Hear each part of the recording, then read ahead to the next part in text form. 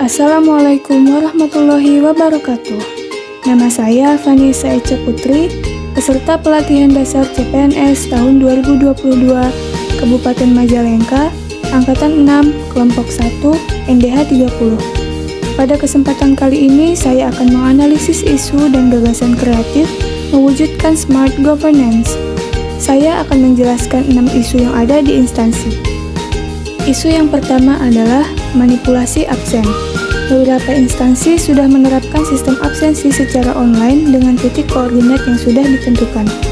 Banyak sekali terdapat pelanggaran, salah satunya adalah beberapa oknum menggunakan aplikasi fake koordinat saat melakukan absensi. Banyak oknum pegawai yang merasa malas untuk datang atau pulang tepat waktu, sehingga memanfaatkan teknologi secara keliru dengan memanipulasi lokasi absensi. Oknum pegawai memanipulasi lokasi absensi yang telah ditetapkan instansi dan diganti dengan lokasi yang mereka inginkan. Dampak yang akan dirasakan yaitu semakin rendahnya kedisiplinan pegawai, kacaunya sistem yang telah dirancang demi kemajuan bersama, dan adanya ketidakharmonisan antar pegawai karena dirasa tidak fair atau tidak adil.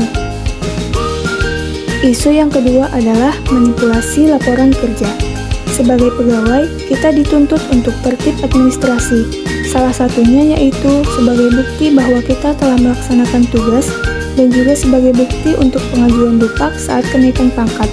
Namun, banyak oknum pegawai yang menyepelekan hal tersebut sehingga saat laporan tersebut dibutuhkan, mereka menggunakan bukti laporan yang telah direkayasa atau meminjam atau membeli laporan dari orang lain.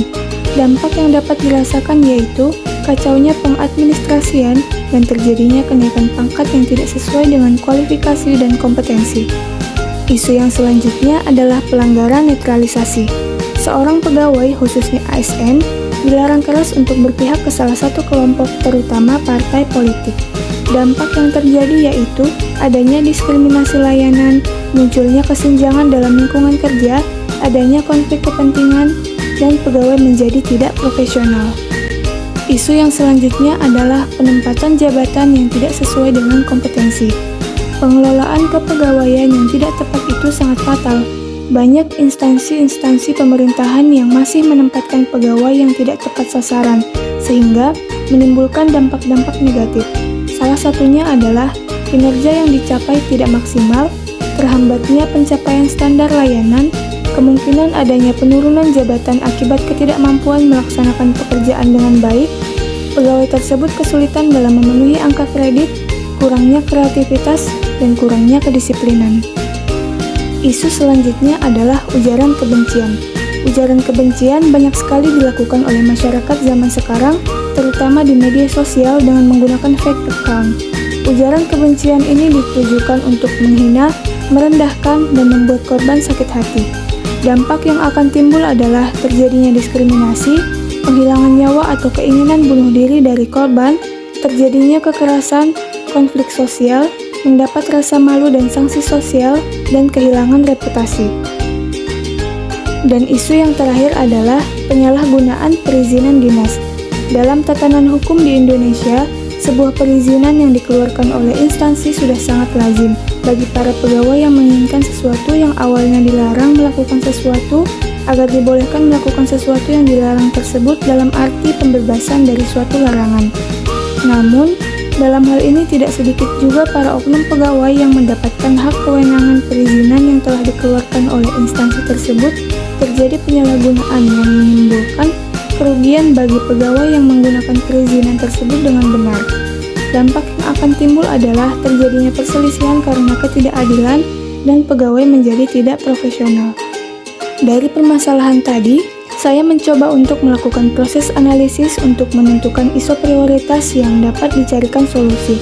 Prioritas tersebut menggunakan dua alat bantu penetapan kriteria prioritas isu, yaitu APKL dan analisis USG. Berdasarkan analisis APKL didapat 3 isu yang memenuhi syarat, yaitu manipulasi laporan kerja, jabatan yang tidak sesuai dengan kompetensi, dan ujaran kebencian. Selanjutnya dilakukan penetapan kualitas isu menggunakan analisis USG, yaitu urgency, seriousness, dan growth. Berdasarkan analisis USG, diperoleh isu yang menjadi prioritas utama untuk segera diatasi, yaitu mengenai penempatan jabatan yang tidak sesuai dengan kompetensi.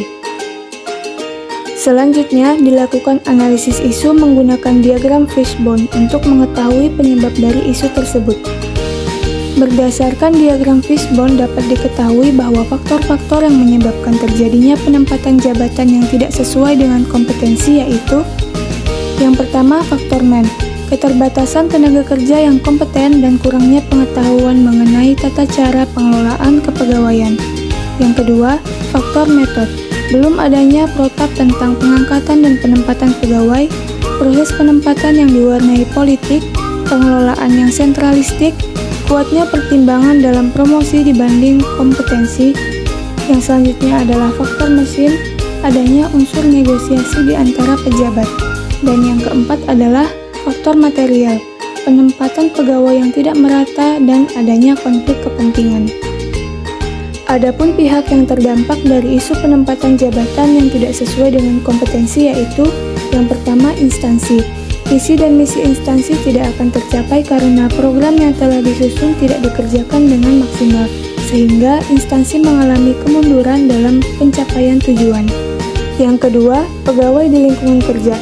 Tugas pegawai suatu instansi saling berkaitan antara pegawai di bidang yang satu dengan bidang lain. Mereka saling melengkapi dalam upaya pencapaian tujuan instansi. Jika ada salah satu pegawai yang menempati posisi yang tidak sesuai dengan kompetensinya, sehingga pekerjaan tidak optimal, maka seluruh pegawai akan terhambat dalam mengerjakan tugas. Jika tugas seorang pegawai terhambat, maka standar capaian setiap bidang juga tidak akan tercapai. Pegawai juga akan kesulitan mencapai angka kredit karena tidak optimalnya dalam pelaksanaan tugas. Yang ketiga adalah masyarakat. Tidak optimalnya pekerjaan akibat penempatan yang tidak sesuai kompetensi akan berakibat besar terhadap kepuasan masyarakat sebagai penerima layanan. Dan yang keempat adalah diri pegawai itu sendiri, yaitu merasa terpaksa dan terbebani dengan tugas yang diberikan, sulitnya dalam pencapaian angka kredit karena pekerjaan tidak sesuai dengan kualifikasi, adanya kemungkinan mendapat teguran karena pekerjaan yang tidak optimal, dan adanya kemungkinan penurunan jabatan. Setelah diketahui penyebab dari dampak akibat adanya penempatan jabatan yang tidak sesuai dengan kompetensi, maka dapat dilakukan beberapa upaya, yaitu pembuatan protap tentang pengangkatan dan penempatan pegawai, penguatan nilai-nilai berakhlak, smart ASN dan smart governance, perekrutan, pengangkatan, dan mutasi secara adil dan wajar, peningkatan kompetensi pegawai, dan analisa bakat, passion, dan skill pegawai sebelum penempatan dilakukan.